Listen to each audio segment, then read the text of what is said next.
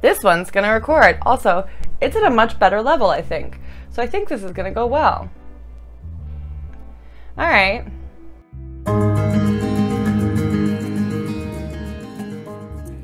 Hey guys, welcome back to my bedroom. Today, this is just, I feel so...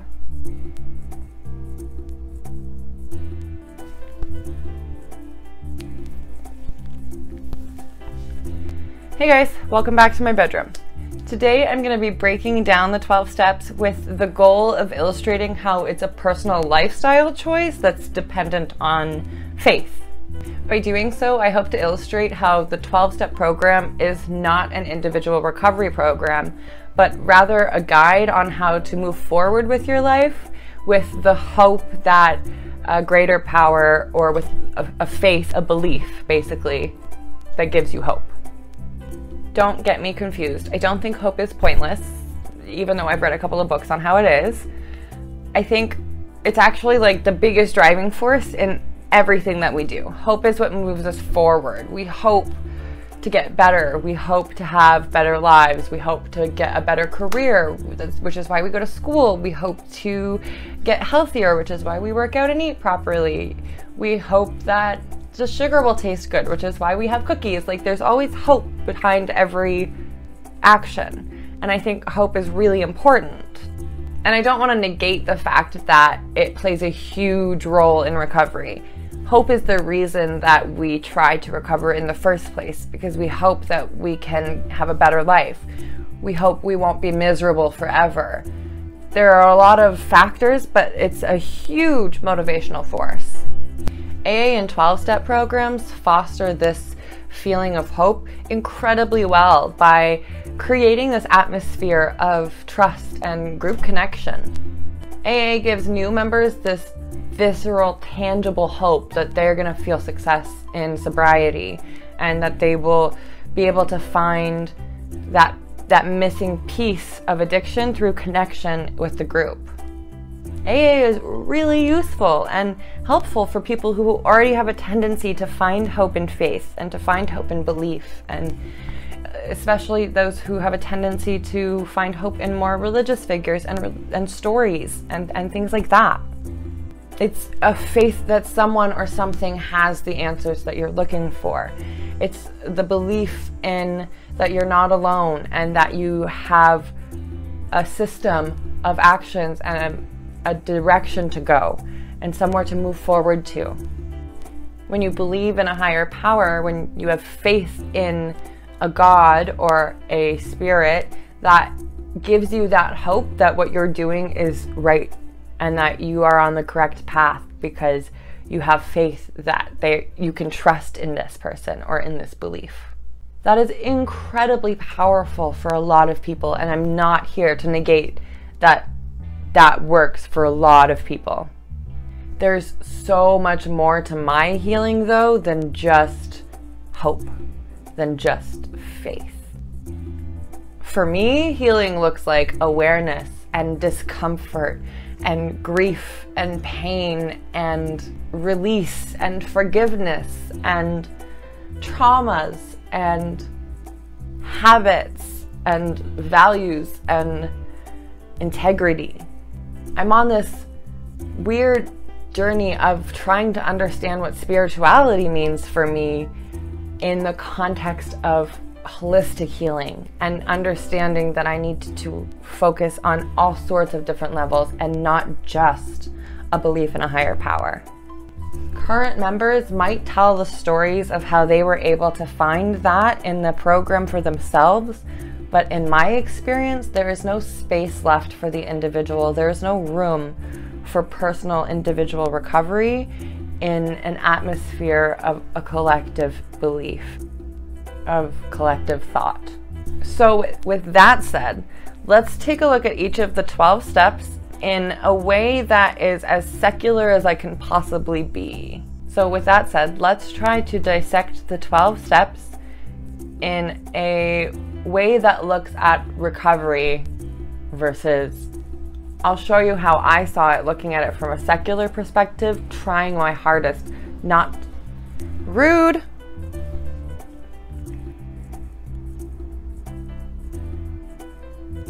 I'll show you how I saw them looking from a secular perspective, trying not to let faith or God influence my working of the steps.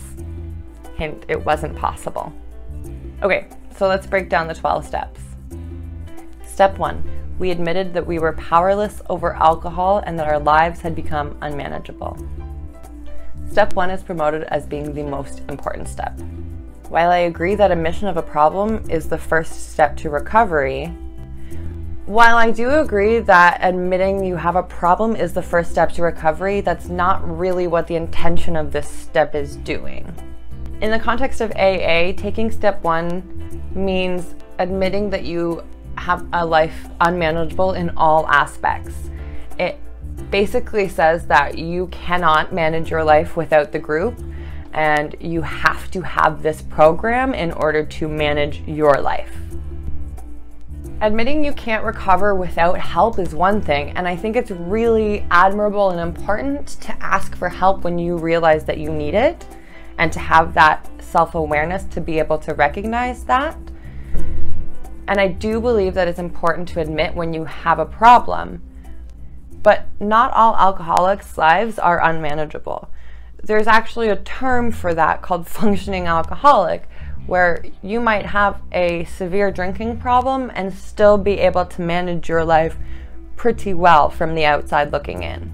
Steps 1, 2, and 3 are considered the foundational steps and the most important for people to understand and internalize for the 12-step program, and it's what the next 9 steps are built off of. So this is a very important step for people to come into the program and admit that their lives are unmanageable because of the disease of an alcoholism.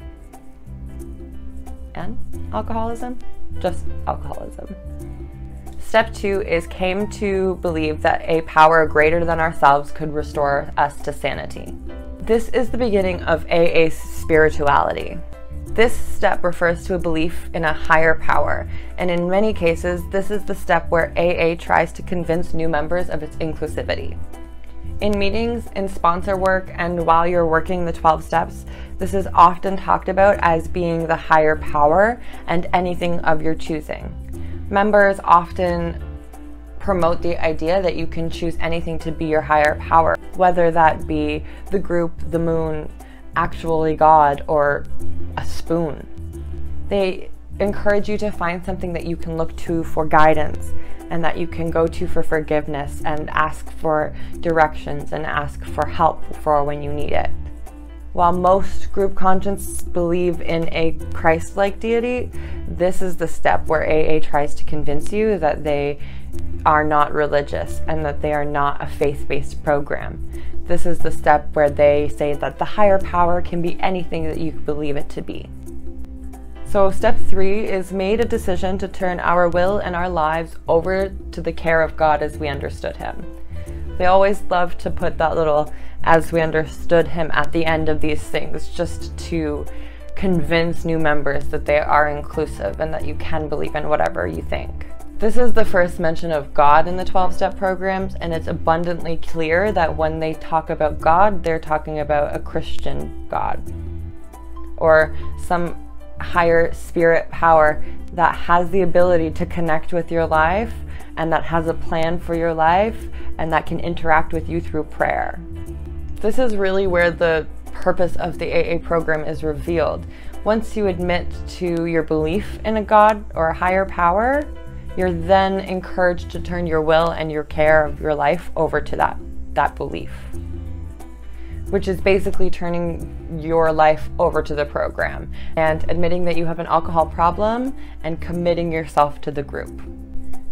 We are now 3 steps into the 12-step recovery program, and there have been no discussions about cravings or drinking obsessions or trauma or PTSD or mental illness. There have been no discussions about any kind of physical medical recovery.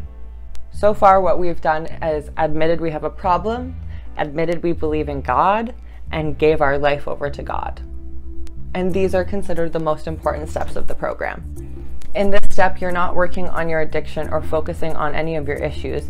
You are making a decision to let your belief in God take care of it. This is the step where they encourage you to change your behavior to His will, not your own. Step 4 is took a searching and fearless moral inventory of ourselves.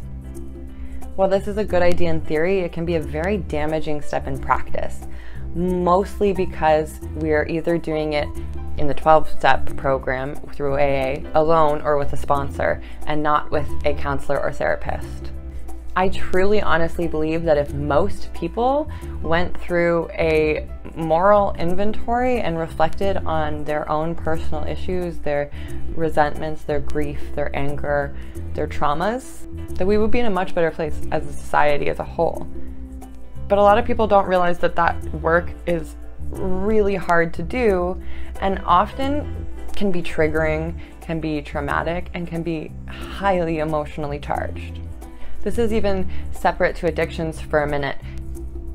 To understand where your grief, your shame, your guilt comes from can be really releasing if you can let it go. But it's not necessarily something that is a one-time sitting exercise. It's not something that can be done once and then just forgotten about. This is a lifelong process for some people.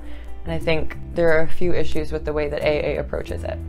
Some of the ways that I have seen step 4 worked with sponsors is that they ask and require you to find your part in all of your resentments and all of your anger. And that includes sometimes, I've heard stories, I've been told by people that they have to find their part in their abuse or their assault or another traumatic event that happened that caused issues for them. Right? Like, there's no getting around the fact that this is a religious program, as much as AA wants to claim that it's inclusive. The program teaches how fear, ego, and shame are all symptoms of the alcoholic disease, and how these symptoms and these emotions cause us to react in certain ways and cause our behavior. Imagine having PTSD or sexual assault or some other trauma and then being told that it's your ego that's causing the anger, the resentment, or the shame for that. I don't like how it's approached in the program, and I think that it's an important step to do, but it's also a lifelong process and it's not a one-step event. That brings us to step 5. Admitted to God, to ourselves, and to another human being the exact nature of our wrongdoings. I have a problem with this one. This step is intended to be taken with a sponsor, and I'm going to talk more about a lot of the issues of why that's a problem in my problem with sponsors video. But I think the intention of this is to replace talk therapy. It's not a step that is encouraged to be taken with a therapist or a counselor. You're supposed to do it with your sponsor, and then you're supposed to sit silently in quiet reflection for an hour or 2 after that. It's designed to be a one-time session of discussing all of your transgressions or wrongdoings, or what they consider are issues, and there's a wide range of what they consider issues depending on the meetings that you go to, for like an hour or 2, and then sitting in silence to reflect and to talk to God after meeting with your sponsor and going through this intense emotional upheaval.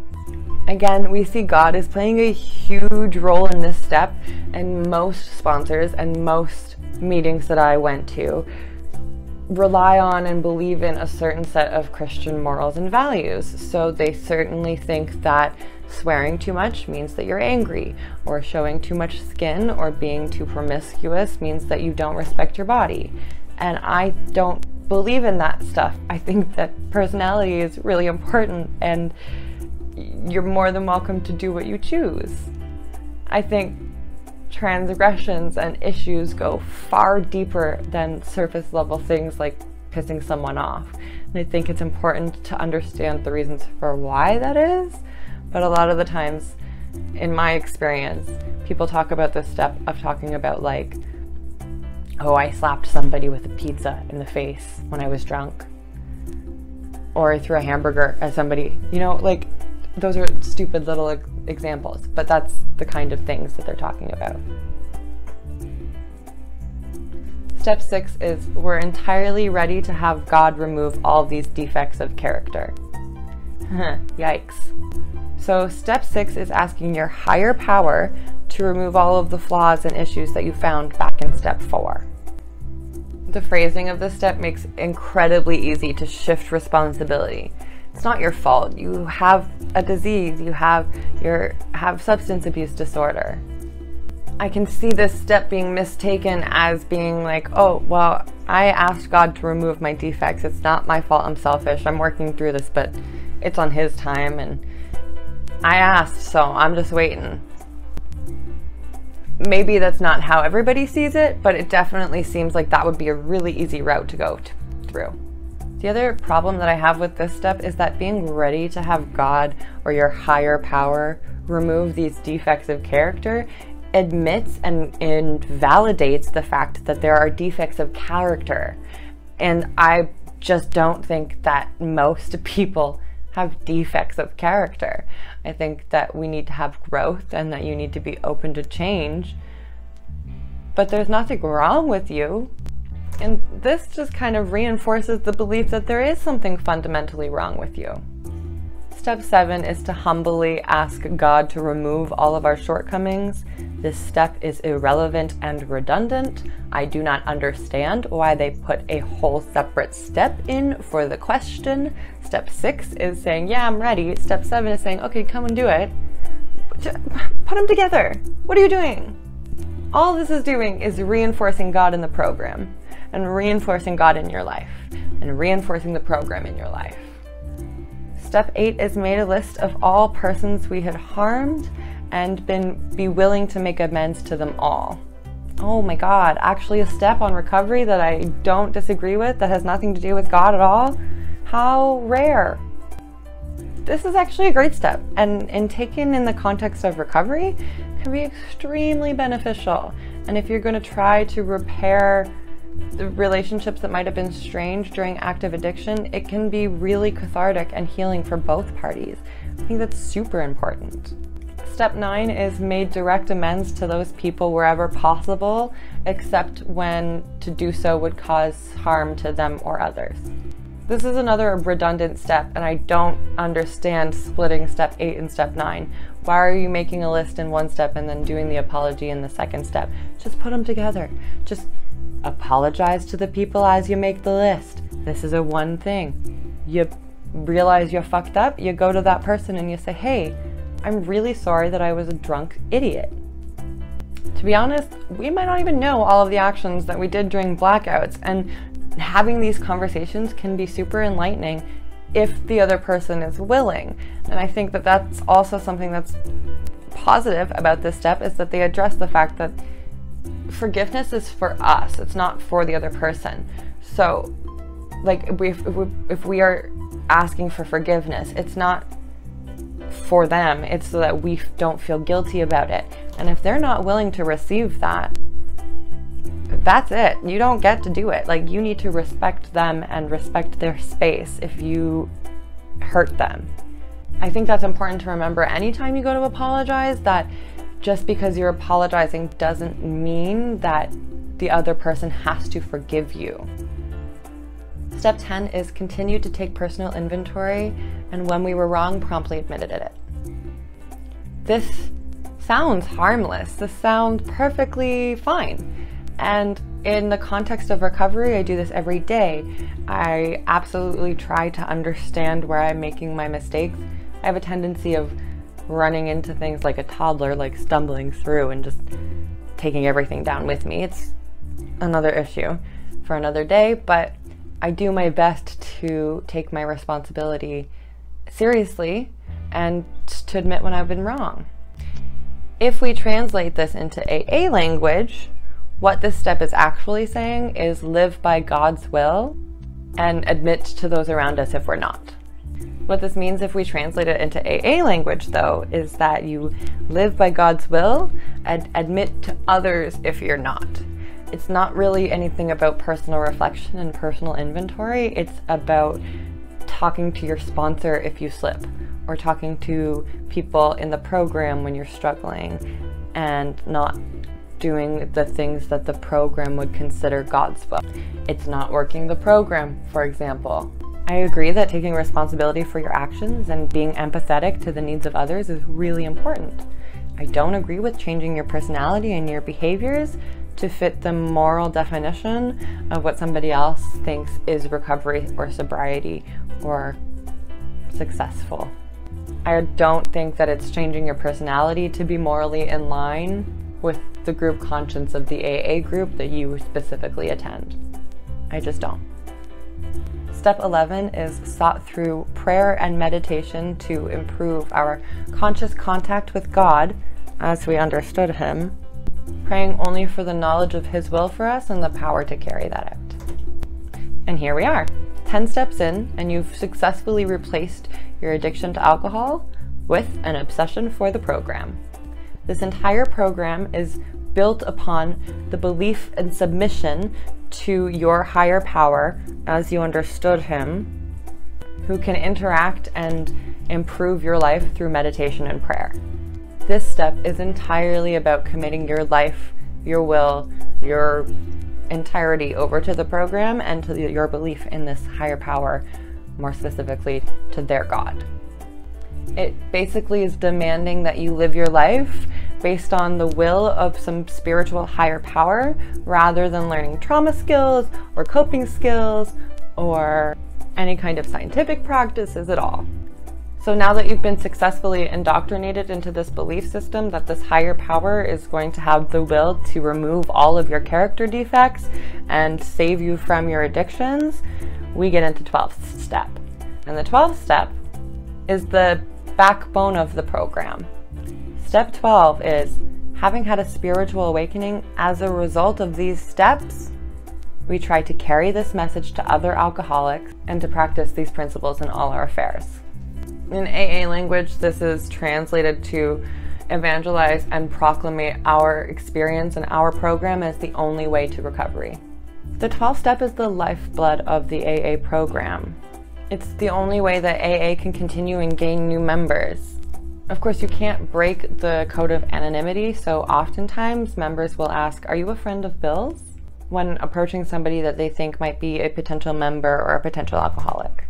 The 12th step is a large part of why the 12-step programs became so sacrosanct and untouchable. Many of the owners and leaders of addictions treatment centers or rehab clinics are AA members, and they will promote the program within their recovery treatment centers, and that is how a lot of members will get into the program, is that it's promoted through this medical recovery treatment center. There's also a huge positive public image of Alcoholics Anonymous specifically, but also just all 12-step programs being a successful way to recovery. And it's really, really frustrating because clearly, as we go through the steps, you can see that it's absolutely dependent on faith of a higher power or a God as you understand Him. Right? Like, there's no getting around the fact that this is a religious program, as much as AA wants to claim that it's inclusive. So that's my thoughts on that one. This is an interesting video. A lot of people are going to disagree with me.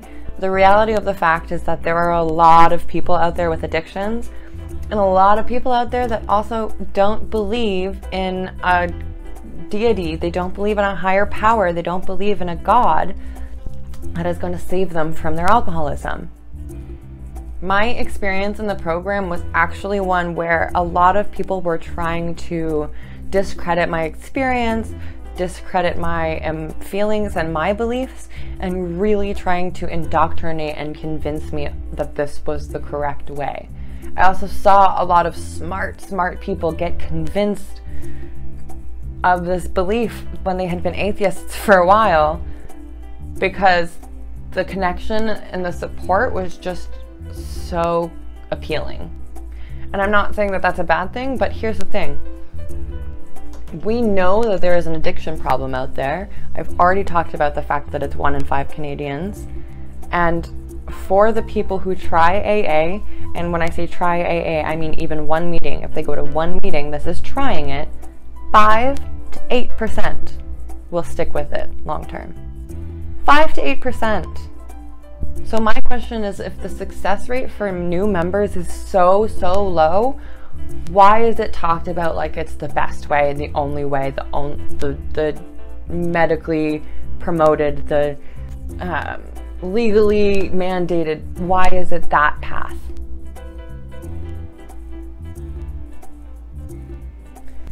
All right, I'm gonna stop rambling. I got a little heated with this one. I'll talk to you guys next time.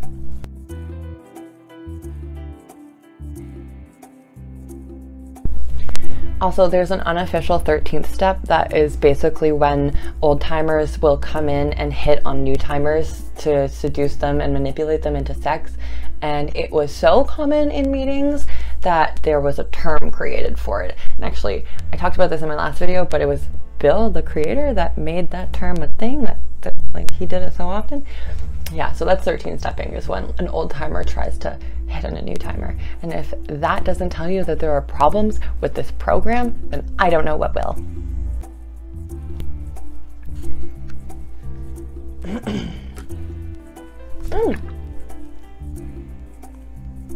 Well, that's hilarious.